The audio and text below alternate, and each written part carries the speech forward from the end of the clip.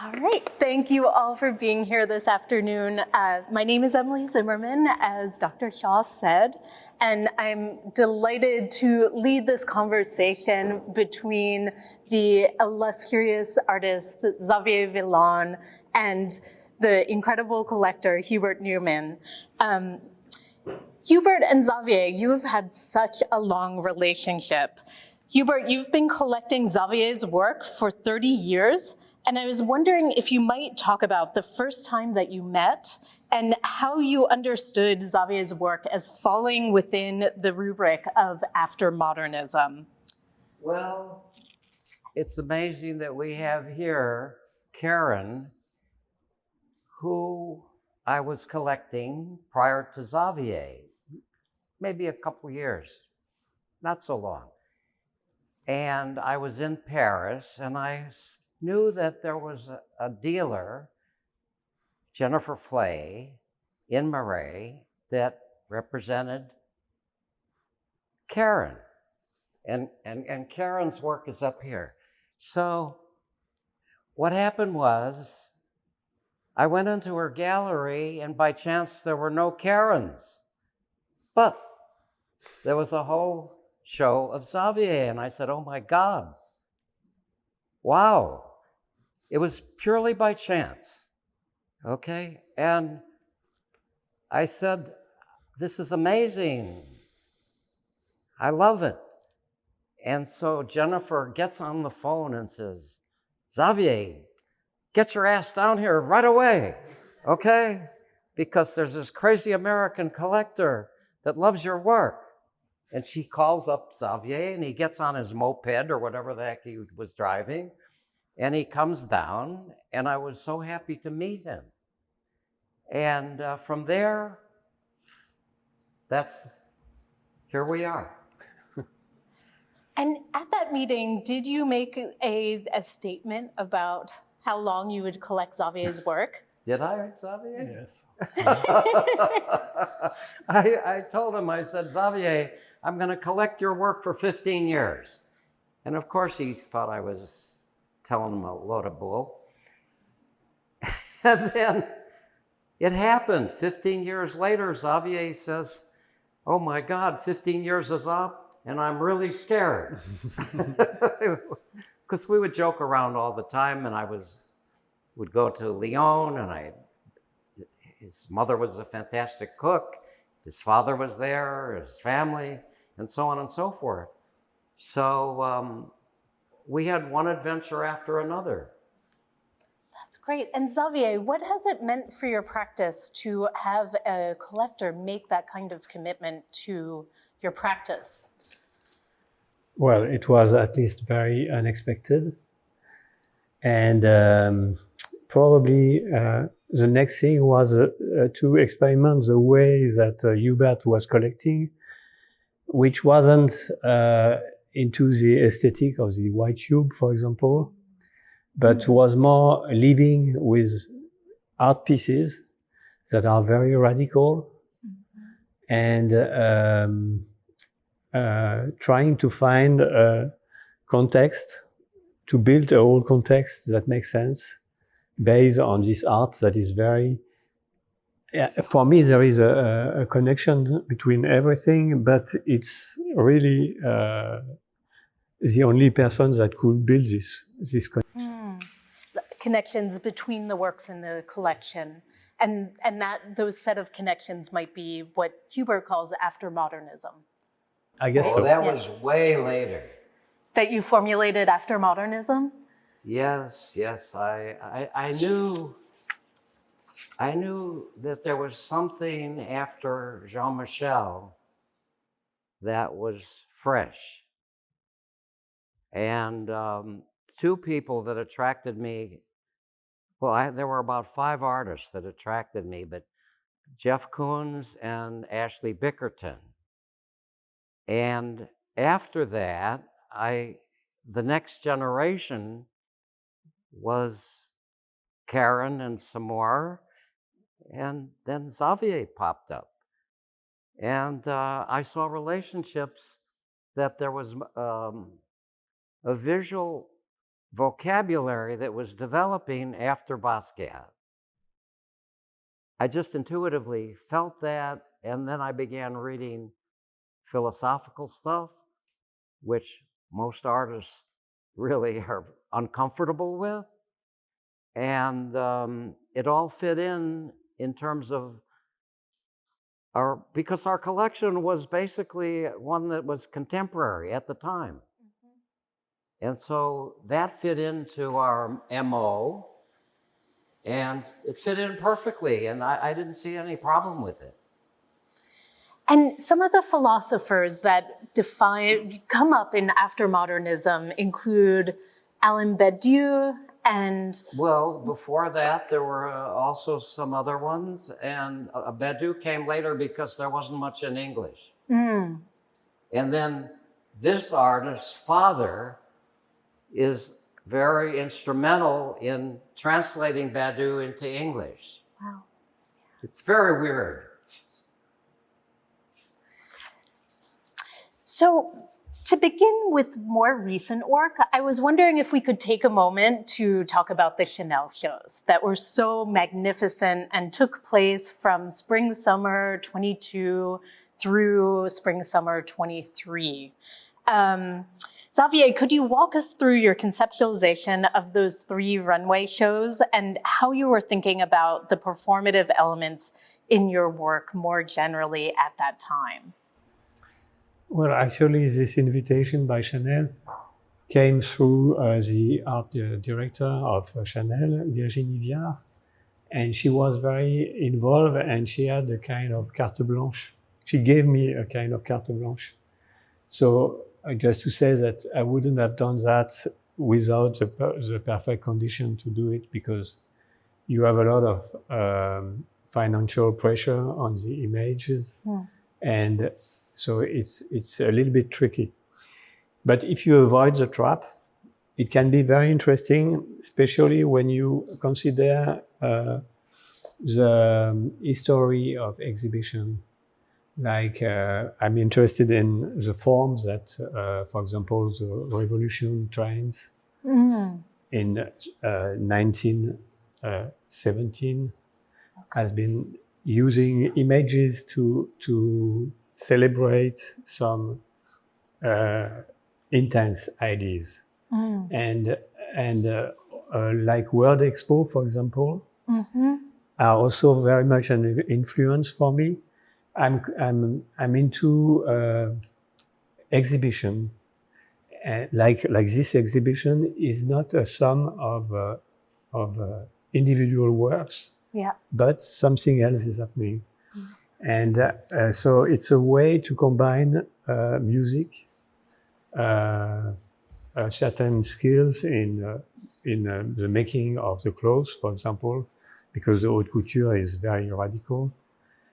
But it was also a way to experiment dealing with 20 minutes shows involving all kinds of different means.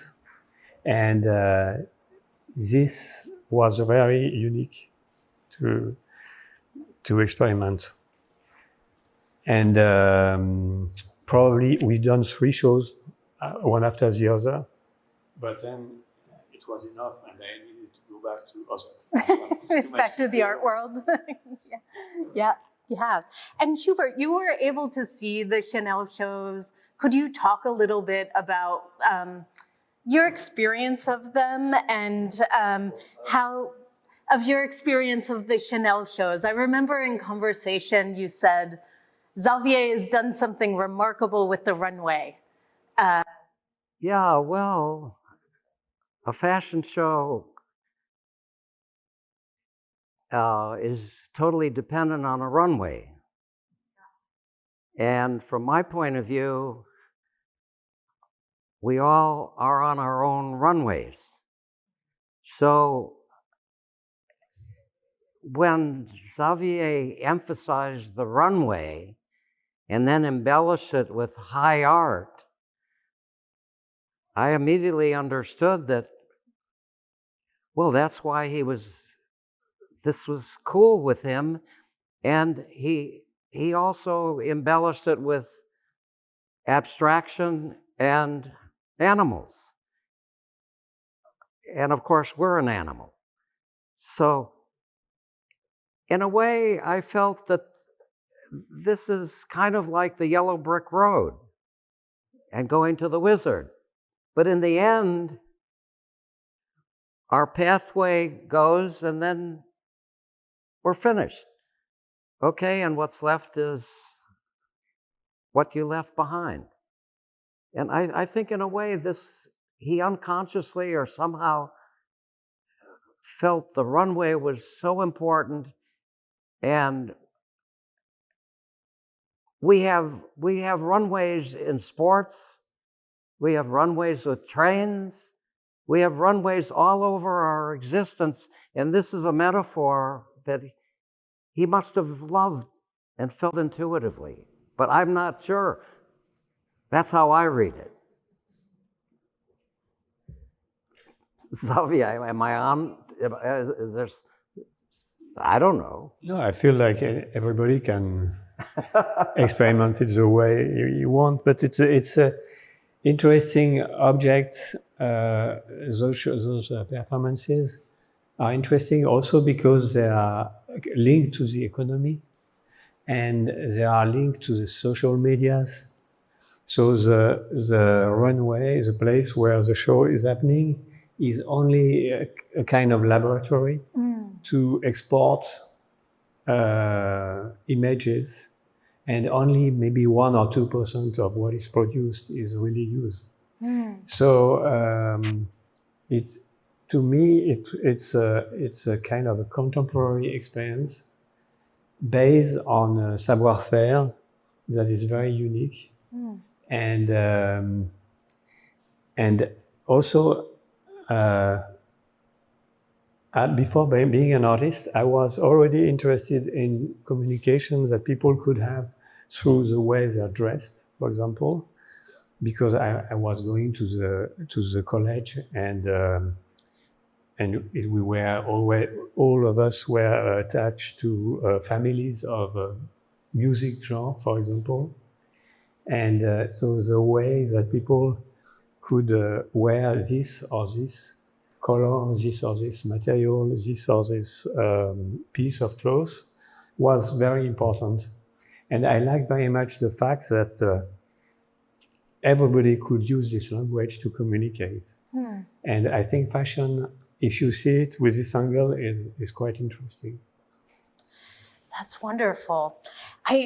I'm wondering, not to kind of hit bright moments one right after the other, but I'm wondering if we could turn to talk about Studio Venezia, and if maybe we could play the film that you have with Hubert. Look at here. Congratulations. It's better than Lyon. Oh, Good to see you. I'm so happy you spent the money very well. At some point.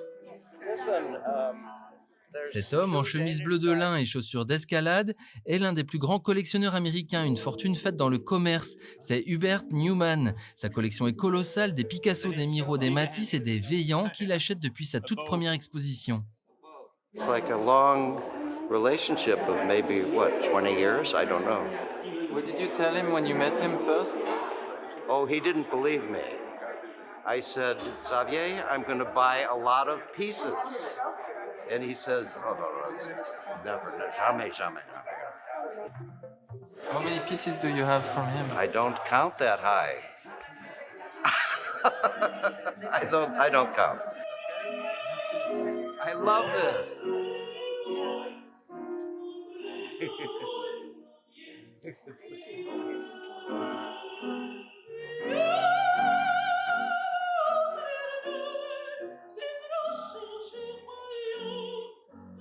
Why do you collect? Oh, it's my job to support younger artists. I support Xavier before anybody knows about him, and it's very important to support an artist early. It's really nice that you say it's your job, but why is it your job?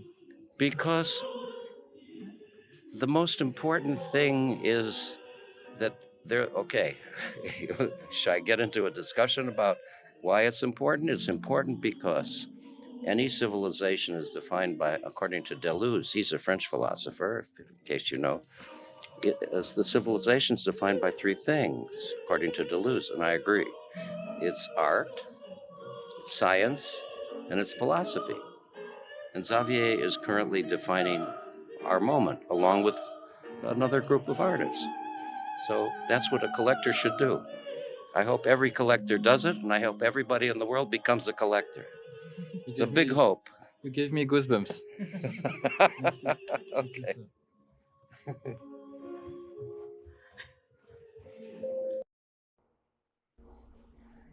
So, Xavier, So I thought one of the things that was glossed over with this amazing thing you did in Venice is that it really related to Kurt Schwitter's. Mm-hmm. And it was an extension of Schwitter's. Yeah, there's Kurt Schwitter's over there. And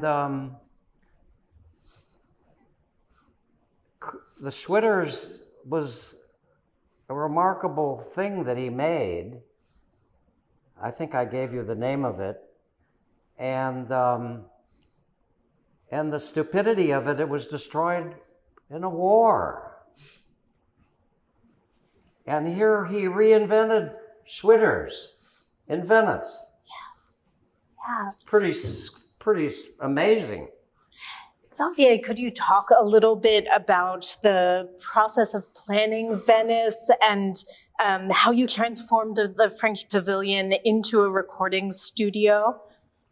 Well, it was first named the musical Merzbow, and the Merzbow is this piece by Kurt Schwitters that was the first installation. We could say, I mean, it's a little bit short to say that, but, and I was interested in reactivating this kind of architectural structure, which is not only an object, but also a building, also an environment. And so to take part to the Venice Biennale, it's a competition. You have to apply with a project. And I proposed to make something about the very specific frame of the music studio, music recording studio. For example, you have to imagine music before it was possible to record it, which is not so far from now. It's 150 years, maybe. And before you could record the music, you could only transmit it by learning the piece or writing it on the score. And now we have a brand new field open in music because we can record, because we can digitally interact with the music. And what I wanted to do is to create a situation where people on a very unexpected way could get in touch with a special moment. And this special moment is when a miracle happened. Not a miracle, but a very specific, it's like a crystal. And it's a moment of the recording. And so you could access to the pavilion, which was very quiet, and suddenly it was activated. And it was a very intense experience for me because I stayed over 8 months in Venice, hosting musicians and hosting the audience. And what were some of the musicians that came and performed in the pavilion? I had a curator, the artist Christian Markley, that helped me a lot connecting with experimental musicians that I didn't know very well. But we put together a program which was kind of complicated to articulate, but which was very fun. And we had Lee Scratchberry, for example, we had Thurston Moore, we had Brian Eno, we had Chloé. Chloé is a French DJ and electronic musician, but it's not about the style or the recognition of the artist. It's more about how each one is using a certain tool to create something that is usually completely invisible. I'm interested in a very simple idea with the art, is how you can turn visible something that is not visible usually. And how are you thinking about acoustics in this space? Just because the geometries of that space were so fascinating, the placement of speakers and the way that sound moved through the space was incredible. Well, it's interesting because there is vibrations around us and it's quite chaotic, but there is also harmony, and this vibration of the music, for example, is related for me to the vibration of the light. And light, for example, we only get maybe 5% of the light because the gamma waves and the radio waves are not visible, but they are here. And some of the animals, for example, are catching the light that we don't. And we should stop visualizing the world like it's what we can see. The world is what it is, and we can catch a little bit of it. So as an artist, I try to be in this position of being available for what is not visible. It's a strange definition, but...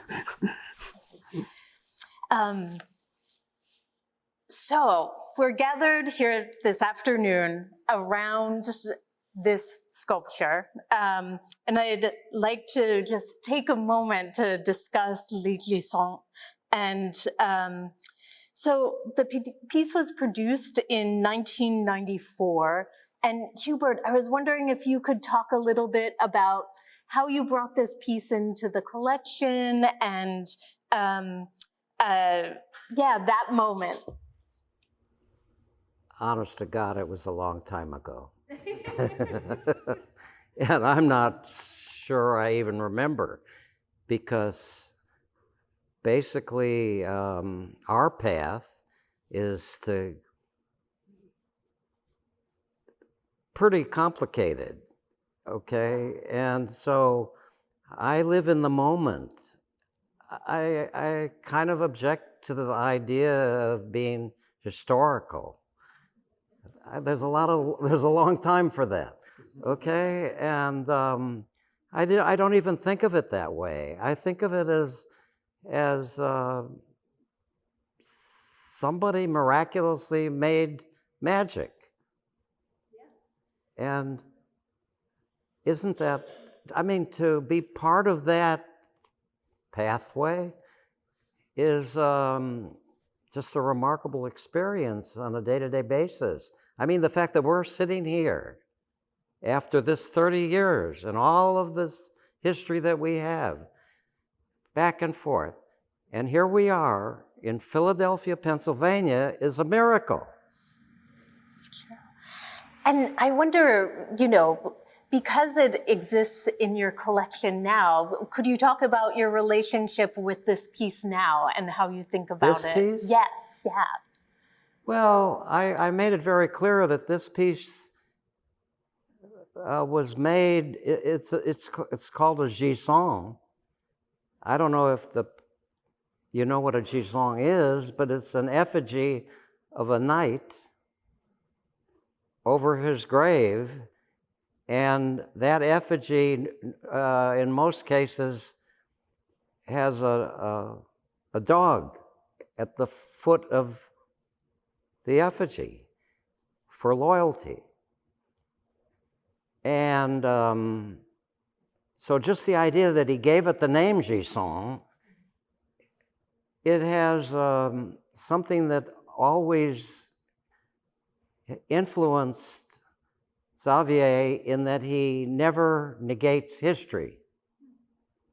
On the other hand, at the same time, he made another piece like this, which is a man standing against a wall, and he called it the voleur, which is a thief. And that's a totally contemporary situation that in his creativity, he paired with the Gisson. So he had a contemporary man, and you couldn't see his face in the voyeur. And so for me, the two made incredible sense in that there was this lack of closure between the two works, but yet they were very much the same. And then Xavier later on at Versailles made another Gisson of an astronaut. Am I correct in that? Okay. And so he brought Gisson again, not as an ordinary person, but as some kind of hero, a technical hero. And so the issue of Gisson is much more complicated than this one piece. And maybe he could talk about that. Yes, so it's a way to revisit a classic form of sculpture, like vanity, for example. I made pieces that are based on the skull. But the Gisson is something interesting because it represents disappeared people. It makes people image still appearing, but it's for example, when you see the clothes, it's the clothes is hanging on the figure like it will be alive, and so I'm interested in the fact that it's a representation of a living person that is already dead, and I'm visiting regularly the different shapes of classical sculpture, and I try to reactivate it in a contemporary world. But the experience of doing it is also how to deal with the plinth. For example, here it's presented on the plinth, but you can put it directly on the floor. And it's also about a question which is very simple, which is how things are standing. And it's difficult to have a human figure standing without a plinth, technically, because our feet are so small. We are very well balanced. And if you do that as a sculpture, there is a great possibility that it flipped over and breaks. So the Gisson is a kind of, it will be in your way, like you experience it. You may hit it with when it's on the way, but it's safe because it won't move. It won't collapse. And Xavier, could you talk a little bit about how you were thinking about portraiture in your practice at the time that this was produced, and then with some of your later series? Yes, this I carve just copying my body, and I carve very roughly. So it's not Michelangelo in terms of sculpture. It's a very poor but very efficient representation. And I'm interested in the kind of efficiency that you give to a shape that you decide to enter the real environment. So all those art pieces here are the result of a process which is thinking, dreaming of a shape and doing it, a shape or an image. And then when it's entering the reality, it has to fit. It has to, it's like a greffe, I don't know what it's called. When you connect a living piece of skin to your skin, for example. Skin graft. Yeah. Yeah. So it has to operate. Sometimes art doesn't work, and I'm more into examining what could possibly work on the shape fitting to the reality. That's why, for example, a shape like that is like inlay. Oh, like inlaid into the landscape? Yes, it looks like it's an inlay, but it's actually a three-dimensional object. Oh, yeah. So that's why I'm interested in the fact that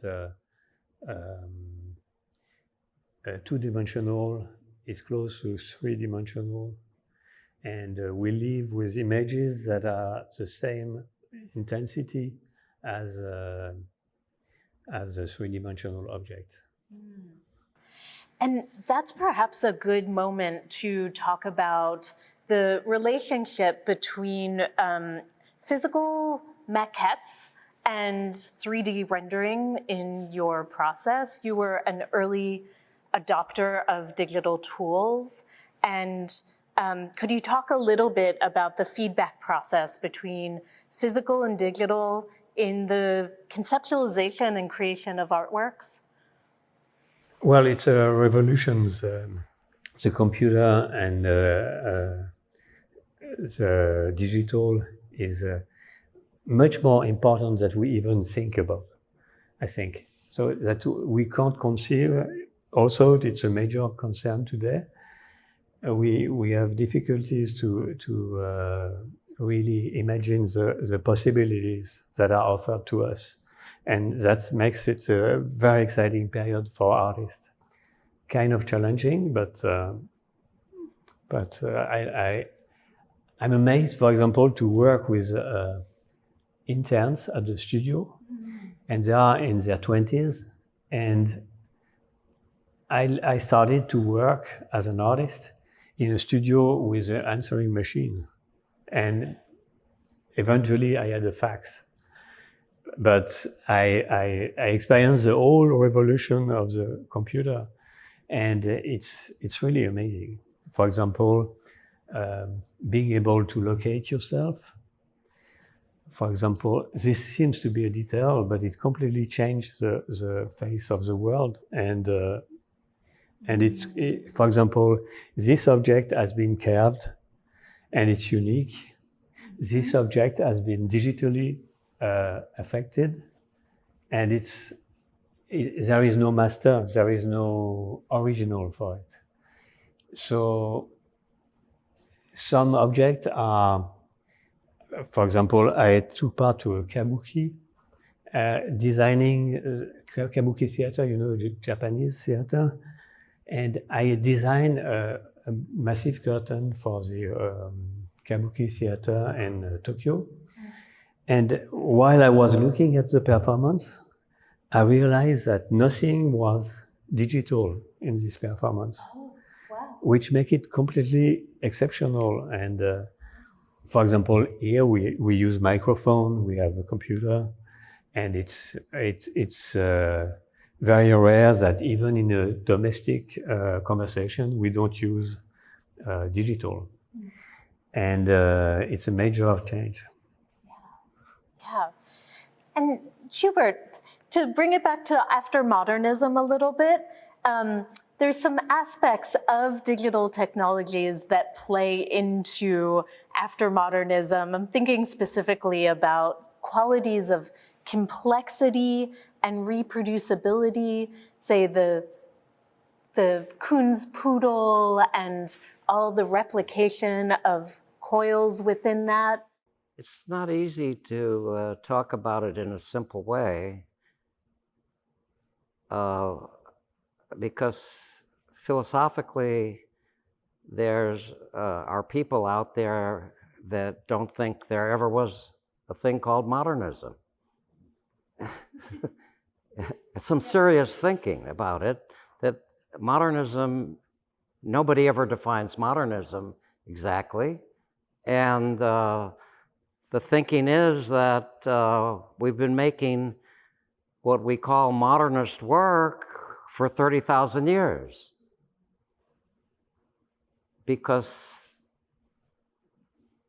And that's a valid argument.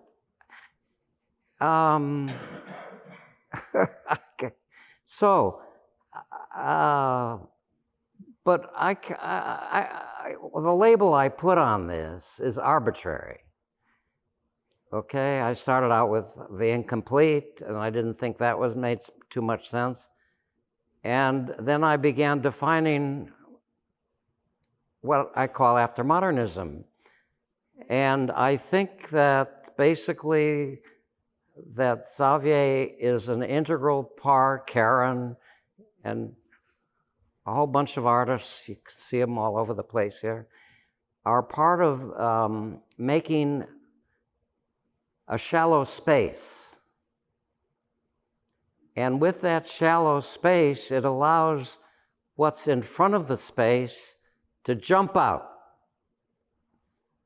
and become what is called philosophically immanent, or in the present.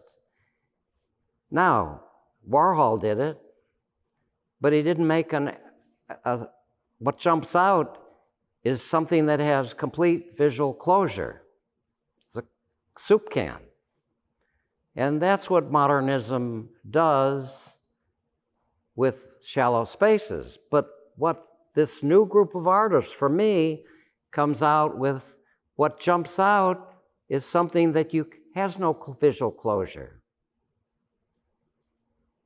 Okay? In other words, it's really frustrating for people, but aren't we in a world that's very different than a modernist world? And I don't think we're in a modernist world anymore. I think we're in something else that's completely fragmented and asymmetric and a whole bunch of other stuff. And I think just intuitively, I feel that's an important new development in the visual vocabulary. And if I'm wrong, I'm still waiting for somebody to give me the alternative that wouldn't be late modernism. I haven't heard that yet. Yeah, and as beings, we look for visual closure, so that frustration kind of derives from the attempt to close on something that can't be closed on. But it makes so much sense as you look around the room. Yeah, well, a graphic example is a mobile. Okay? Now people say, well, Calder did a mobile and Xavier's just doing another mobile. Well, no, he's not. A Calder mobile has this closure and beauty and interrelated stuff, but his mobile pops out of the room and confronts you in a much more visual presence. So it's a new kind of mobile, which is totally consistent with Xavier's essence. Well, it's a bit tricky Does that make sense? to be compared to Calder. But I don't know. It's not exactly the way I locate myself in the art. It's more about Calder developed a body of work, and within this body of work there is plenty of spaces that haven't been explored yet. And in order to expand this body of work, you can try to find small pieces of land into this big country that Calder explored. And of course, when you are the first, like Andy Warhol, and you have like the 16 millimeter film, and you have the Polaroid, and you have the the C-screen printing, and you use all of those techniques, you bring in something completely special and new into the art through technology. Of course, I am on the side of technology, but I try also to force the technology to fit into my philosophy.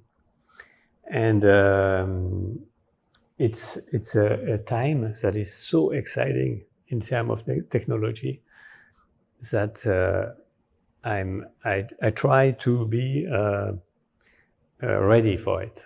That's my main goal, is how to react to the possibilities. And for example, the use of social media, which is terrifying on the one hand, is also very much adapted to artists, because we're communicating with images. And so I think I would love to, I've never been a teacher, but I would love to be in an art school right now, maybe as a student, to be part of this revolution. That is fantastic. And exciting to see through your eyes, too. I was wondering about the reconfigurations of space that you enact through installation and sculpture, and not providing visual closure could be said to articulate a break with conventional perspective as Alain Badiou notion of an imminent rupture with a familiar order. In your Architectone series, you fragmented architectural forms to disrupt conventional perspectives. And I was wondering what specific methodologies you used to challenge traditional spatial constructs in that project. Well, I made this series of exhibitions that I was very lucky, because I didn't expect to be so successful, not in my work, but in the simple fact that people let me in, because I got to modernist houses in Los Angeles. I got to Barcelona Pavilion by Mies van der Rohe in Spain.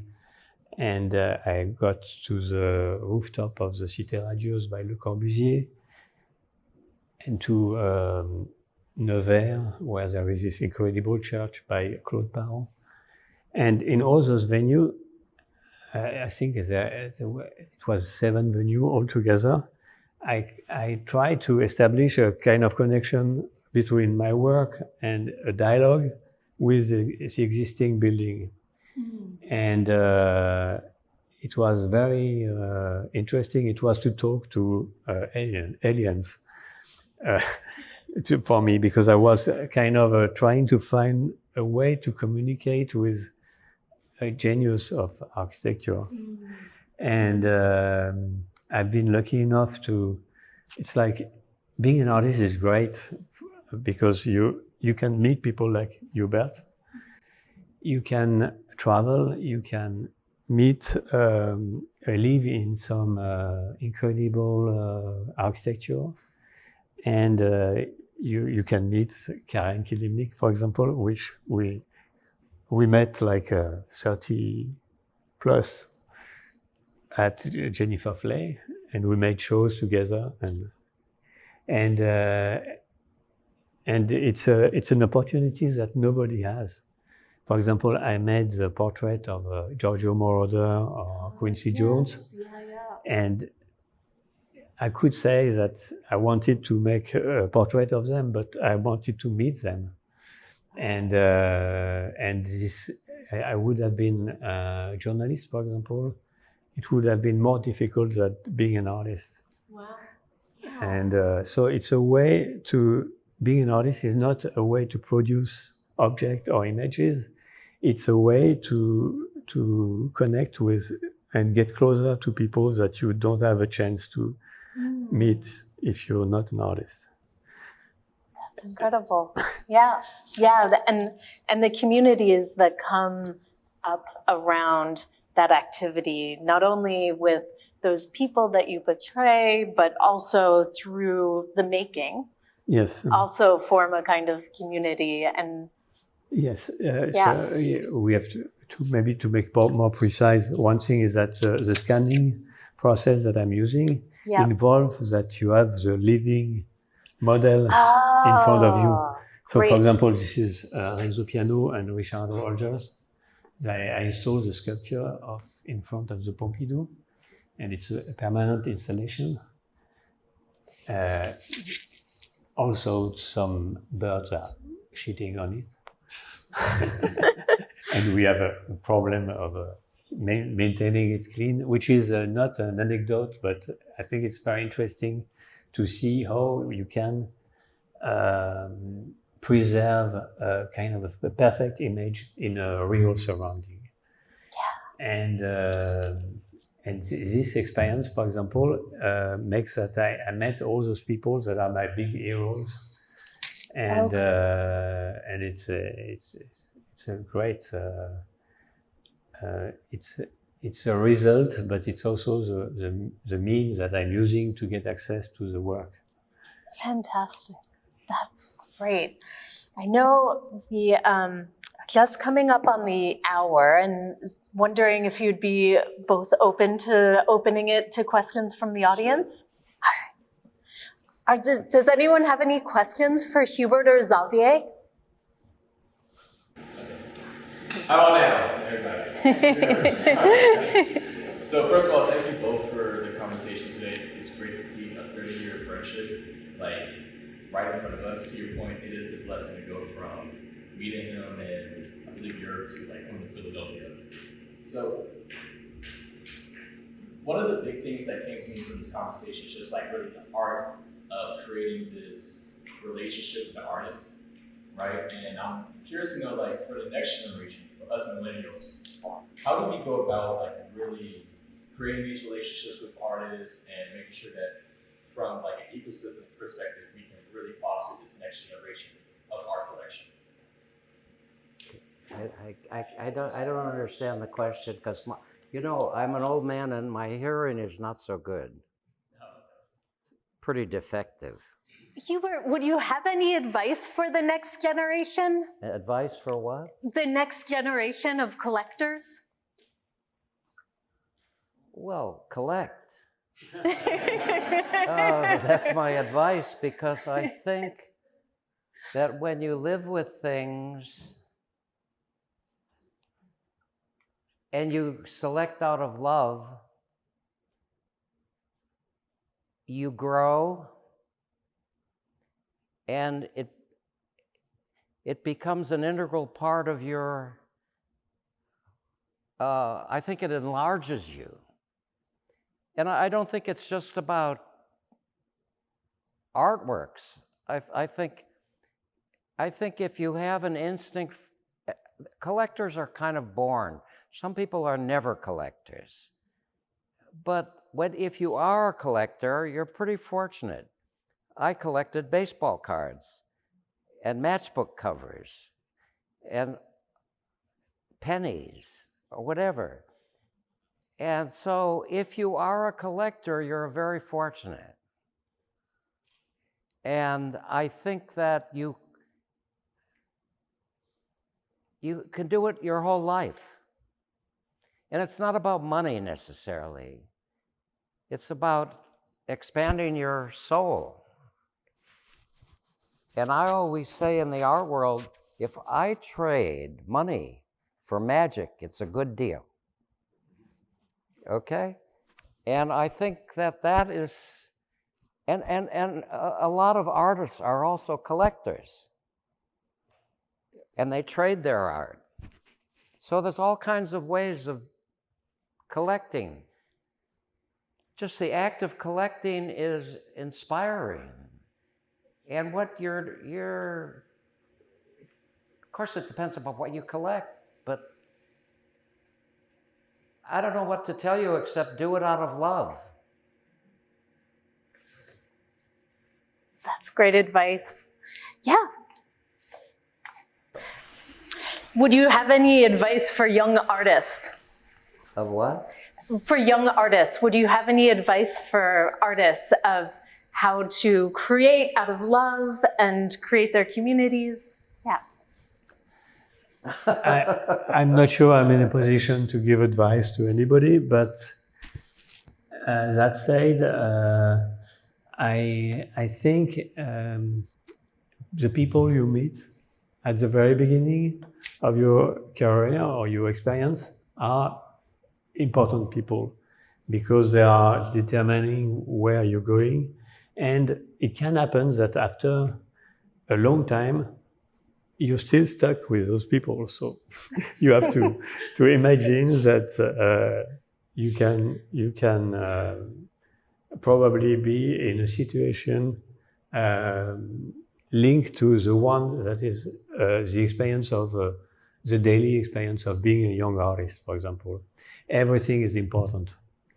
And I would say it's important to do things.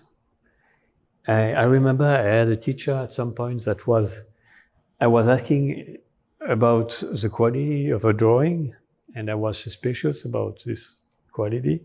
And he told me, I don't care. I just want to see a stack of drawing. I don't want to, and it happened quite often that people don't do things. And what makes you an artist, not only, but it's more, it's not creativity, it's not inspiration. Like John Cage said, inspiration is very bad.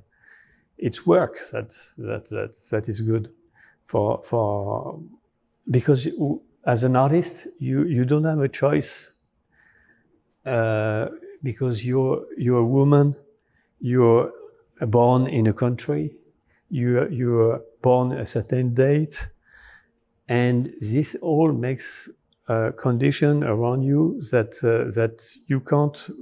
You have only like a very little space to make choices, and for this you have to use technology. You have to use your relation with people, and what you can see in collecting and being an artist is also that the long term is very important. And what makes me feel so good being supported by Hubert is because you have this whole environment from Keith Haring to Richard Estes to Mel Ramos and you are part of this. And it's a luck. It's a treat, and it makes me feel like this is the only way to have access to it is to know people like that will support you, and so it's very important. The relation with people is very important. Thank you.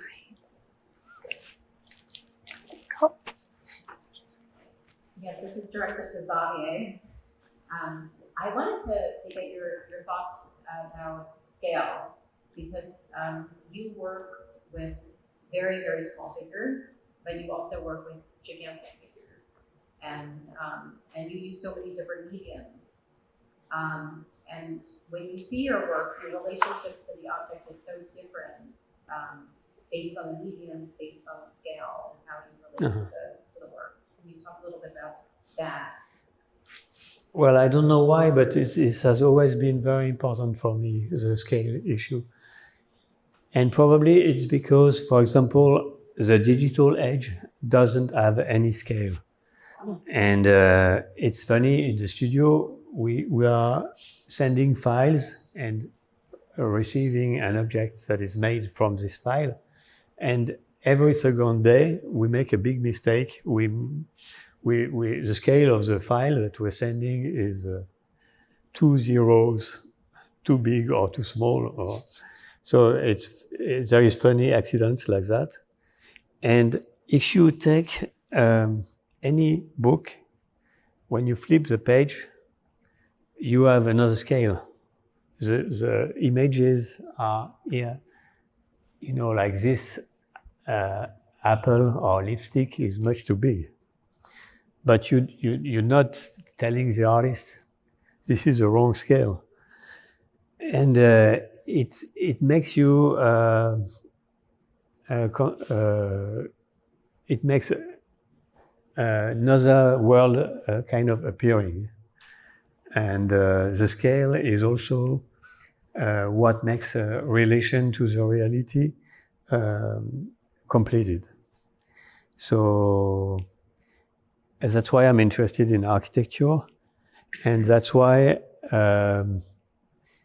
there is a big confusion, also big chaos, because the images are taking over their own references. So I don't know how to express that, but images are bigger than their real clones. Do you say clones? Clones? Yeah.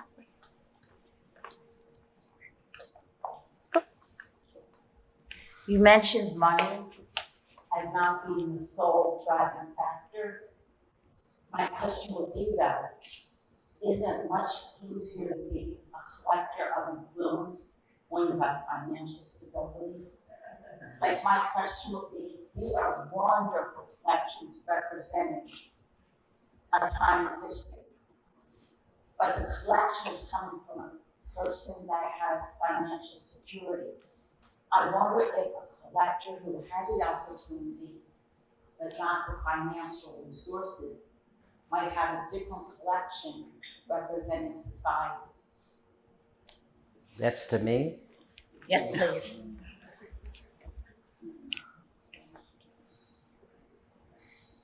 I think, personally, I think what I do is crazy. I don't think it has anything to do with money. And I know a whole bunch of collectors who formed fantastic collections and they didn't have any money.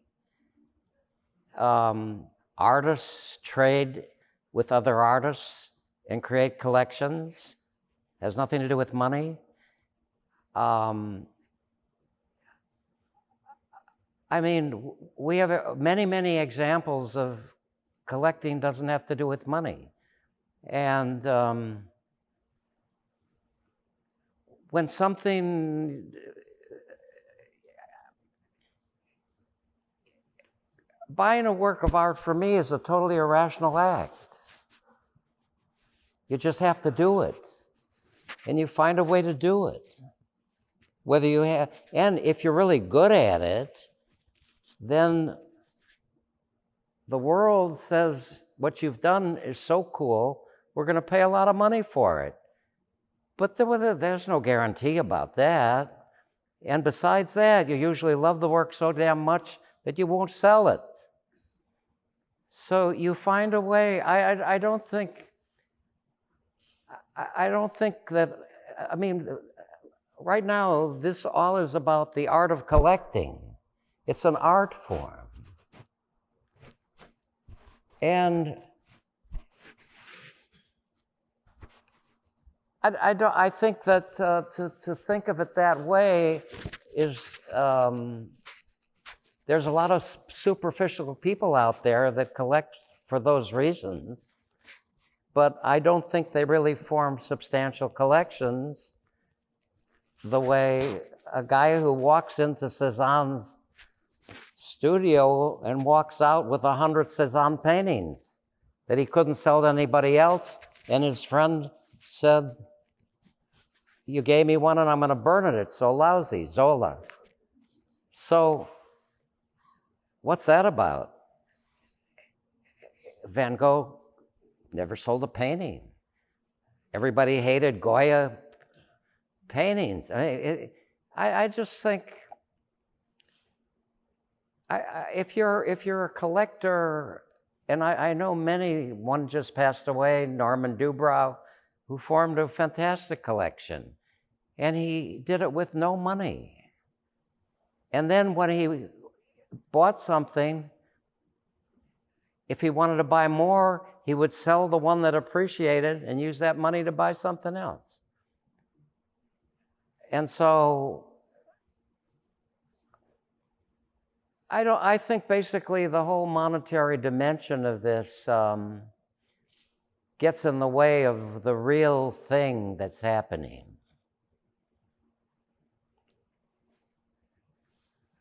I don't know. I mean, if you're living in this art world, it's a heck of a crazy world. And it has a whole bunch of people that are really bad people, okay? And it has a few people that aren't so bad, that are in love with what they're doing, and they support basically young artists when they need the support. So you can't kill the whole thing because a bunch of people on the Wall Street Journal figured out it's an asset. Mm-hmm. I mean, that's nonsense. And if I can add something, being part of Hubert collection, for example, I want to just tell you a small story, anecdote. 20 years ago, I went with my wife to Hubert's apartment, and he hosted us, and on the table was a stack of transparent, at the time we didn't have iPads, so photographs of the collection that was mainly in Chicago at the time. And I start to go through the Matisse, to the Carl André, to the Dan Graham, through the Frank Stella, and then John Armleder. We are big fans of John Armleder. And then a picture of my work. And when I picked up my work, I started to laugh because it was so surprising for me. And Hubert told me in a very serious way, he wasn't joking at all, you shouldn't laugh on that because it's part of my collection, so it's as important. It's not a matter of how much it costs, it's part of my collection. And I think it's a point of view that is very interesting because it's a political thing. It says my decision is more important than a global way of thinking about what should be very expensive and not. And there is plenty of things that are difficult to reach because they are too expensive, but there is also plenty of possibilities in life to make things that are not related at all with their value in terms of money.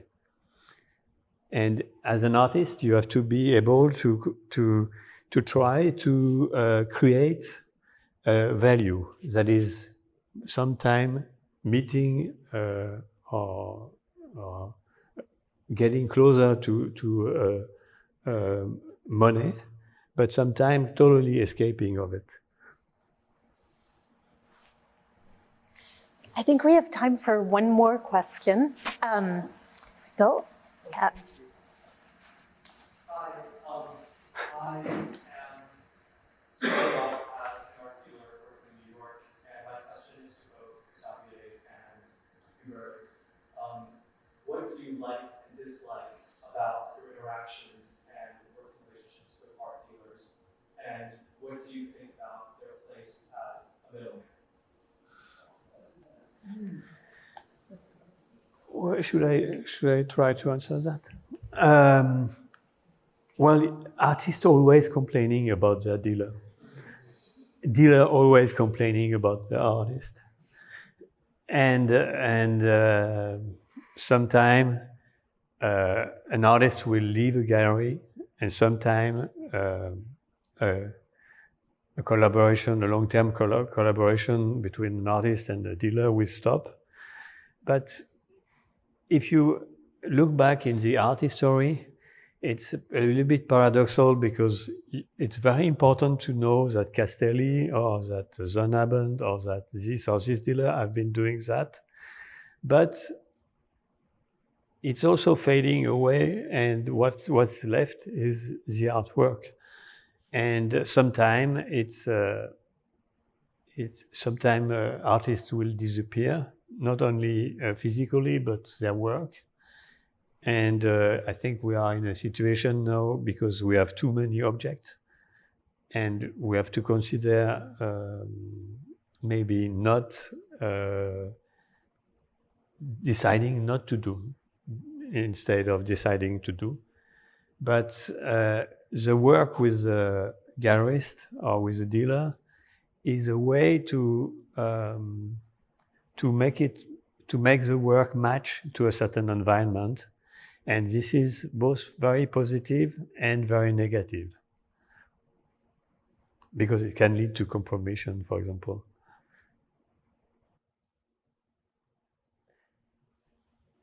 I don't know whether I'm answering this particular question, but I think that one of the things that we have to remember is if we're asked what music we like, and will you explain why you like it? It's because you like it. You can't translate it into words or ideas. And I think that's true in the visual arts. I think too many people try to use language to explain the experience, and that always falls short. So here we are, we're trying to use language, but basically it's not about language. It's just exactly how you experience music. That is great. A wonderful note to end on, because it's not about language. Thank you all so much for being with us here this afternoon.